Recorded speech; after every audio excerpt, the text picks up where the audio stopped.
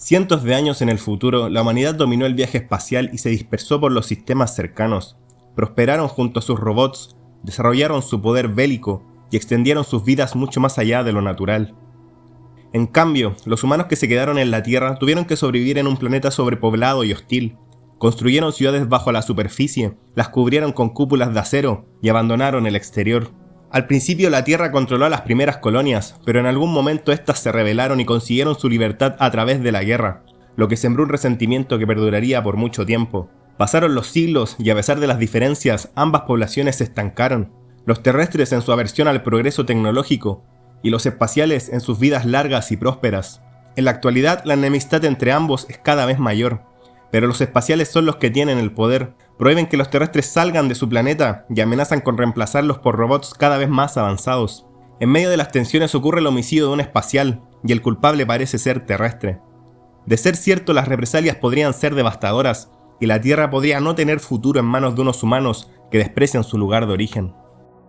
Así comienza Bóvedas de Acero, aunque primero hay que hablar un poco del libro Yo Robot, el cual sienta las bases de la saga de los robots de Isaac Asimov y también de la Fundación Expandida. En el mundo de Yo Robot, la humanidad ha creado seres mecánicos capaces de pensar y actuar por su cuenta gracias al cerebro positrónico. Se utilizan para cubrir un montón de necesidades, como ser robots de compañía, extraer minerales en zonas mortales para los humanos y hasta controlar naves espaciales. Por supuesto, los robots no tienen libre albedrío, su comportamiento está limitado por las famosas 3 leyes de la robótica. La primera ley dice que un robot no hará daño a un ser humano, ni por inacción permitir que un humano sufra daño. La segunda ley dice que un robot debe cumplir las órdenes dadas por los seres humanos, a excepción de aquellas que entren en conflicto con la primera ley. Y la tercera ley dice que un robot debe proteger su propia existencia, en la medida que esta protección no entre en conflicto con la primera o la segunda ley. El libro Yo Robot es una colección de cuentos en los que la ambigüedad del lenguaje, en conjunto con las restricciones de las 3 leyes, provocan comportamientos inesperados en los robots. A lo largo de los relatos, distintas personas tienen que descubrir qué es lo que ha pasado, y cómo evitar que estas anomalías se repitan. Hay gente que considera Yo Robot como el primer libro de la saga de los robots, aunque en realidad no tiene conexión directa con las otras novelas, solo sienta las bases de los robots positrónicos y las 3 leyes, por eso muchos lo consideran un preludio. Bóvedas de Acero cuenta la historia de Elijah Baley, un detective de 42 años de la Nueva York del siglo 47. Elijah es elegido para resolver el homicidio del espacial llamado Rog Nemenu Sarton, el cual fue encontrado con el torso desintegrado en el enclave espacial, un territorio en la Tierra bajo el control de los espaciales. Los planetas exteriores sospechan que el culpable fue un terrestre, lo que traería serias represalias en contra de la Tierra si resulta ser verdad. El gobierno negocia con los espaciales y llegan a un acuerdo para trabajar en conjunto para descubrir al asesino. El jefe de Elijah, llamado Julius Enderby, le encarga la misión por sus habilidades y la confianza que tiene en él, ya que además debe tener como compañero a un robot, algo que pocos terrestres hubieran aceptado. Elijah, pese al rechazo que siente por los espaciales y los robots, acepta el trabajo porque si tiene un buen desempeño lo subirán de rango, lo que implicaría privilegios para él y su familia. El compañero se llama Robot Daniel Olivau, o R. Daniel Olivau, como suelen abreviar los nombres de los robots. Cuando Elijah lo ve se sorprende al encontrarse con un ser igual a un humano, con movimientos y gestos que no delatan su verdadera naturaleza. Los robots de la Tierra tienen superficies plásticas y sus movimientos son rígidos y lentos, por eso a Elijah le cuesta creer que Daniel sea un robot. Elijah debe llevar a Daniel a su casa para que pase la noche allí por petición de su jefe. De camino se encuentran con disturbios en una zapatería a causa de que allí hay robots atendiendo a los clientes, lo que desata el odio de la gente y quieren destruir a los robots con sus propias manos. Daniel toma el control de la situación apuntando a la gente con su arma, acto que sorprende a Elijah, ya que según lo que entiende de robótica, la primera ley debería impedirle actuar de esa manera. La gente teme ser asesinada por un desintegrador y la multitud se dispersa. Ya en su casa, Elijah cena con su esposa Jessie y su hijo Ben, los que tratan amablemente a Daniel porque no saben que es un robot. Al percatarse que Elijah tiene un trabajo importante, deciden salir para dejarlos solos, por lo que Elijah y Daniel aprovechan para hablar del caso. El lugar del crimen es el enclave espacial, un territorio al lado de Nueva York bajo el control de los espaciales. Oficialmente funciona como servicio de inmigración y aduanas, pero realmente no permiten que los terrestres salgan de su planeta y no hay exportaciones ni importaciones. El enclave causó un gran disgusto a la gente cuando fue creado, y a pesar de las revueltas, no fueron capaces de eliminarlo, por lo que permaneció como un símbolo de la opresión de los espaciales. El enclave tiene una única conexión con la ciudad, pero está siempre vigilada, así que el asesino no pudo entrar por ahí. La alternativa es que haya salido de la ciudad y haya entrado por el exterior del enclave, opción que horroriza a Elia por la aversión que sienten los terrestres al exterior. La mayoría nunca ha visto la luz del sol ni respirado aire natural, mucho menos saldría de la ciudad. Cuando Jessie vuelve más tarde le pregunta a Elia si Daniel es un robot, lo que este confirma. Ella comenta que hay rumores circulando y que todos saben que hay un detective trabajando con un robot espacial. Elia tranquiliza a su esposa y le dice que solo estará allí esa noche. Aún así, a ella le cuesta conciliar el sueño debido a la preocupación. Al día siguiente, Elia y Daniel van hacia el enclave espacial. Allí les hacen una limpieza exhaustiva para eliminar cualquier infección que puedan traer del exterior. Al ver a Daniel desnudo, Elia se incomoda por el gran detalle con el que lo hicieron. No tenía ninguna diferencia visible con un ser humano real. Además, era todo lo que los terrestres esperaban que fuera un espacial, alto, serio, guapo y con porte distinguido. Según lo que le explicó Daniel, fue hecho imagen y semejanza de su creador, el cual era el Dr. Sarton, la víctima del homicidio. Luego de la limpieza, ambos se reúnen con Han Fastolfe, el encargado de la investigación por parte de los espaciales. El jefe de Elia, Julius, aparece en la reunión por llamada tridimensional. Con los 4 reunidos, Elia dice que ha resuelto el caso, que el Dr. Sarton no fue asesinado, sino que a quien desintegraron fue el robot que creó igual a él. Los demás lo miran desconcertados, entonces Elia señala a Daniel y dice que ahí está el Dr. Sarton. La acusación se basa en que Daniel es igual a un humano y que su comportamiento en el incidente de la zapatería iba en contra de la primera ley de la robótica. La razón del engaño sería fingir que los terrestres mataron a un espacial, por lo que tendrían una justificación para atacar la Tierra y apoderarse de ella. Daniel no era más que el Dr. Sarton fingiendo ser un robot, sentenció Elia. Después de varios argumentos y contraargumentos, Daniel se arremangó la camisa y abrió la piel de su brazo revelando varillas, cables y juntas de acero, mecanismos que evidenciaban su naturaleza robótica. A pesar de su apariencia, Daniel era un prototipo de un nuevo modelo que replicaba a los humanos para facilitar su integración en la Tierra. La impresión de darse cuenta de que había acusado a los espaciales en vano y de hacer el ridículo frente a su jefe causó que Elia perdiera el conocimiento, aunque volvió en sí poco después. Su jefe había cortado la llamada y Daniel y el Dr. Fastolfe lo observaban. Luego se da una conversación sincera entre Elia y Fastolfe, en la que el detective le pregunta por qué los espaciales se inmiscuyen en los asuntos de la Tierra. No entiende por qué no los dejan en paz. Fastolfe explica que los espaciales se han estancado en sus vidas fáciles en las que sus robots hacen todo por ello. Hace más de 2 siglos que no se coloniza un nuevo planeta, ni tienen planeado hacerlo. ¿Para qué enfrentarse al trabajo y a las dificultades de asentarse en un nuevo planeta cuando en su hogar viven vidas largas y cómodas? La situación de los terrestres es similar, se agotan los recursos, la población crece y pronto las ciudades no podrán sustentarse a sí mismas. Pero aún así están muy acostumbrados a sus cuevas de metal, les aterra el exterior de su planeta y es impensable que quieran aventurarse a nuevos mundos. Fastolfe también explica que las relaciones entre terrestres y espaciales podrían ser mortales para estos últimos, ya que las enfermedades que portan podrían aniquilar a los mundos exteriores. Los primeros colonizadores eliminaron esos microbios, y los espaciales actuales carecen de defensas en sus sistemas inmunes. Por eso los humanos que salgan de la Tierra deben ir a planetas que no hayan sido alcanzados todavía. Hay espaciales que quieren destruir la Tierra, otros quieren mantenerla controlada, y unos pocos tienen una opinión favorable. Entre ellos hay algunos que están preocupados por el futuro de la humanidad. Saben que el estancamiento de ambas poblaciones los llevará a la extinción, por eso crearon el enclave. Fastolfe revela que el plan es sustituir a los trabajadores terrestres con robots. Quienes sean reemplazados y pierdan su lugar en la sociedad serán más propensos a aventurarse a nuevos mundos. Pero el resentimiento de los terrestres hacia los robots dificulta el desarrollo del plan. Robots que podrían ser de gran ayuda en las nuevas colonias. Aún así, esperan que esos nuevos colonos aprendan de los errores que han cometido ambas poblaciones humanas, para que quienes vayan a esos nuevos planetas sean personas con una mentalidad distinta y se conviertan en el futuro de la humanidad. Aunque después de esta larga explicación, Elia no se tomó las palabras de Fastolfe en serio, le parecieron una tapadera para algún plan siniestro. Al abandonar el enclave, Elia siente que perdió el tiempo, que pudo buscar pistas en la escena del crimen, pero Daniel lo tranquiliza explicándole que ya lo habían hecho y que no aportaría nada nuevo. En ese momento revela que en realidad él y Fastolfe sí tienen un sospechoso, Julius, ya que él estaba por reunirse con la víctima antes de su muerte. Elia no es capaz de creer que su jefe fuera el culpable. Fue su compañero y amigo en la universidad y siempre se había llevado bien con los espaciales. Eso lo había ayudado a ascender. Daniel le comenta que lo sometieron a un análisis cerebral, el cual da información de la estructura del temperamento y las emociones de los individuos, lo que confirmó que es imposible que Julius fuera el culpable, al igual que todas las personas del enclave. Por lo tanto, el culpable debía ser terrestre. Más tarde en la comisaría, Elia le pregunta a Julius si sabía el objetivo de la introducción de robots por parte del enclave, a lo que responde razones simples que no tienen relación con las nuevas colonias. Luego le preguntó si conocía el análisis cerebral, al que según el Dr. Fastolfe lo habían sometido, pero Julius nervioso respondió que no lo conocía. Para Elia era claro que mentía. Más tarde, para no incomodar a la familia de Elia, ambos van a cenar a los comedores públicos. Daniel puede simular el acto de comer. y almacena los alimentos en un compartimento que luego debe vaciar. Mientras comían, Daniel se dio cuenta de que eran observados por 8 personas, contrastó sus rostros con una lista de gente que había participado en disturbios y descubrió que 6 de ellos estuvieron en el incidente de la zapatería del día anterior.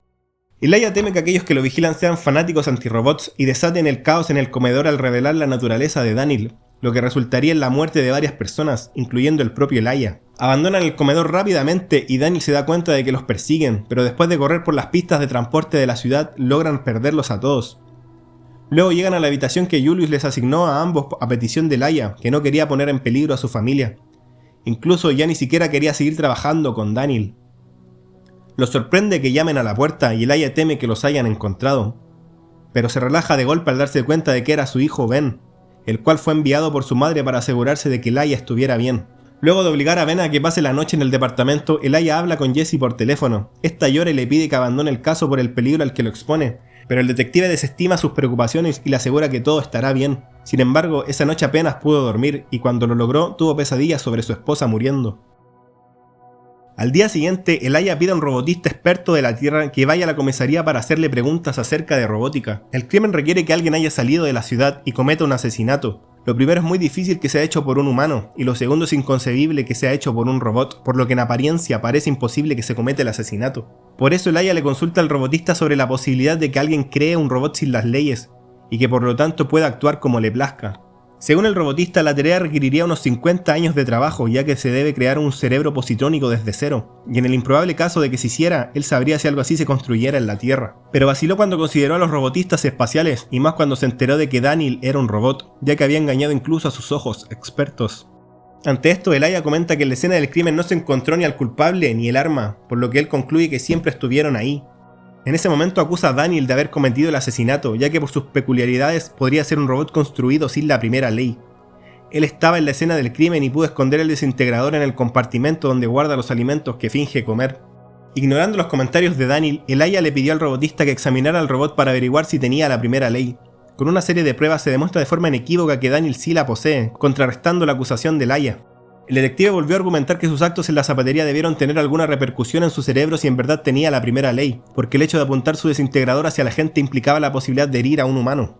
Ante esto, Daniel le pide a Elijah que examine el arma, la cual no tenía energía ni tenía la capacidad de disparar. Ya sin más argumentos, derrotado y de mal humor, Elijah deja ir al robotista. Más tarde, hablando con Daniel, este le cuenta que su propósito original era hacer análisis cerebrales, para lo que solo necesita estar cerca de la persona. Él fue quien comprobó que era imposible que Julius hubiera cometido el asesinato. De hecho, él jamás supo que fue analizado, lo que confirmaba lo que le había comentado a Elijah, despejando toda sospecha sobre su jefe. Daniel le pregunta a Elijah sobre cómo su esposa supo que él era un robot, porque los supuestos rumores de los que habló en verdad no existían. Incluso la acusó de ser parte de los medievalistas, gente que desprecia a los robots y el progreso, y que quieren volver a la vida que los humanos tenían siglos antes. La gente que los persiguió al salir del comedor también debían ser miembros.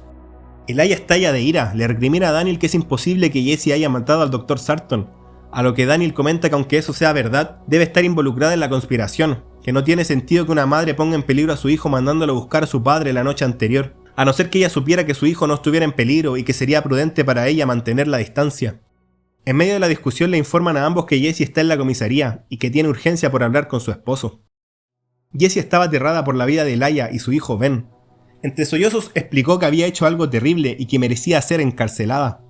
Más calmada, explicó que hace años se había unido a un grupo medievalista, porque lo que decían calzaba con alguna de sus ideas. Tenían reuniones y planificaban cómo echar a los robots y a los espaciales y cambiar la sociedad. También comían picadillos, cantaban y conversaban, y en realidad nunca hicieron nada en favor de sus objetivos, por lo que Jesse se lo tomó más como un grupo con el cual divertirse. Hasta que escuchó que iban a dar el ejemplo con un detective que tenía como compañero a un robot. En ese momento Jesse supo que el grupo del que era parte atentaría contra la vida de su marido y quizás también contra la de su hijo. Nunca hubo un rumor de que Elijah trabajaba con Daniel. Jesse mintió para cubrir lo que había escuchado de sus compañeros. Como Jesse estuvo involucrada con los medievalistas, Daniel le dio las descripciones de quienes lo habían perseguido. No fue capaz de reconocer a nadie, pero recordaba un orador que apestaba a levadura. Un hombre llamado Francis había sido identificado por Daniel y daba la coincidencia de que trabajaba en una fábrica de levadura, por lo que después de dejar a Jesse en casa de su madre fueron por el sospechoso. Francis era un trabajador experimentado y orgulloso. Fue bastante hostil al encontrarse con Elijah en medio de su turno, pero accedió a conversar en un lugar privado. Elijah le presentó a Daniel, pero Francis se negó a estrecharle la mano. Después le indicó a Daniel que le pasara su brazo por encima del hombro, a lo que el sospechoso reaccionó alejándose. Sabía que era un robot, pero no quiso explicar cómo lo sabía. Elijah mandó a Daniel a contactar a Julius, quería llevarse a Francis para interrogarlo. Durante la espera, Elijah le preguntó sus razones para ingresar a un grupo medievalista, a lo que Francis respondió que quería que las cosas fueran como antes, que las futuras generaciones abandonaran las ciudades y volvieran a la superficie. Elijah, sorprendiéndose a sí mismo al usar las palabras del Dr. Fastolfe, le comentó a Francis la opción de empezar de nuevo en otros planetas sin colonizar, procurando ser mejores que terrestres y espaciales. Pero la conversación fue interrumpida por Daniel. Había ocurrido un asesinato en la comisaría. El robot Sammy, ayudante del jefe, había sido destruido. El cuerpo de Sammy fue encontrado con el cerebro positrónico desintegrado. El arma fue un emisor de partículas alfa a base de plutonio que el robot tenía en su mano. Julius estaba tenso porque el culpable debía ser alguien de la comisaría, lo que le traería consecuencias a él. Además, no podía encontrar un motivo por el que alguien quisiera acabar con Sammy.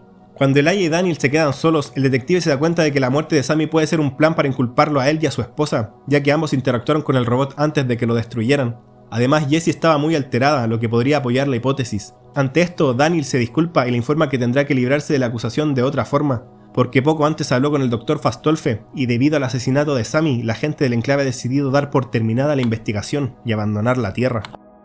Daniel explicó que por más que se esforzaran en complicar la vida de los terrestres para que miraran hacia las estrellas, solo lograban que los medievalistas ganaran poder. Era claro que la dirección en la que iban les esperaba el fracaso. Sin embargo, lograron convencer a Elijah de que la colonización es la respuesta a los problemas de la Tierra. Y a su vez, Elijah había plantado una semilla en Francis a pesar de su negación. Daniel comprobó con un análisis cerebral que su enfoque había cambiado. Ahora había que continuar la tarea sin la influencia de los espaciales en la Tierra, cuya presencia e intervención no hacía más que fortalecer a los medievalistas. Ahora se irían y dejarían a los terrestres en paz para que continuaran por su cuenta. El problema es que la investigación de Sarton se cerraría y la de Sammy continuaría al ser un caso de corrupción dentro de la policía, lo que convertiría a Elijah y a Jessie en criminales. Incluso Ben se vería afectado.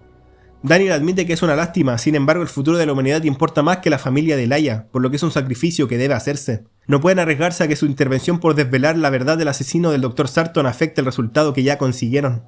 En medio de la discusión, Elijah siente que el rompecabezas por fin se arma en su cerebro, sabe quién mató al Dr. Sarton y quién lo inculpó. Para probarlo necesita que Daniel recupere una grabación del enclave. Mientras espera, entra Julius para hacerle un par de preguntas, ya que había indicios de que Elijah había matado a Sammy. Según el jefe, quería callarlo porque escuchó cosas que no debía cuando Jessie estaba alterada en la comisaría. Francis había confesado que ella era miembro de los medievalistas. Además, Elijah había pasado por una fábrica en la que se podía obtener el emisor alfa. Todo estaba en su contra. Cuando Daniel le da la grabación a Elijah, este comienza a revisarla a la vez que habla con su jefe. Le asegura que ha resuelto el caso y lo acusa de ser él el culpable. Incluso lo amenaza con su desintegrador para que se quede tranquilo. Julius estalla y lo amenaza con meterlo en la cárcel. Elijah lo hace callar y comienza su explicación. Julius siempre fue medievalista y detectaba los espaciales. Sabía del plan para que los terrestres colonizaran otros planetas. Y además, muchas personas en los mundos exteriores presionaban para que el enclave se desmantelara y abandonaran la Tierra. Así que Julius quiso ayudar para que ocurriera antes. Así los terrestres no considerarían el espacio y se centrarían en su mundo. Como al entrar en el enclave le quitaban su arma, Julius le indicó a Sammy que se la llevara por fuera de la ciudad y se la entregara por el exterior del enclave. Daniel defendió al comisario porque su análisis revelaba que era imposible para él cometer un asesinato, era demasiado cobarde, a lo que Elijah respondió que tenía razón. La intención de Julius era dispararle a Daniel, no al Dr. Sarton, pero como se puso nervioso se le cayeron sus gafas al intentar limpiarlas. Entonces se encontró con el Dr. Sarton y debido a su parecido con Daniel le disparó. Luego recogió los restos de sus gafas, le dio el desintegrador a Sammy y escapó. La prueba es que en la grabación que obtuvo Daniel se ven restos de cristales que de ser analizados coincidirían con las gafas de Julius. El comisario se derrumba y admite que fue un accidente, que matar a Daniel bastaba para echar a los espaciales. Al final, como revelar la culpabilidad de Julius no ayudaría en nada, deciden guardar el secreto con la condición de que el comisario use su posición para apoyar las futuras colonizaciones, lo que éste acepta entre llantos. Elijah duda que un medievalista como él cambie tanto, pero Daniel le confirma que hará lo que prometió, lo ha detectado con su análisis cerebral. Elijah siente simpatía por Daniel, sabe que es demasiado viejo para salir de la Tierra, pero le agrada pensar que quizás el robot podría ser un apoyo para su hijo si se aventura a un nuevo mundo.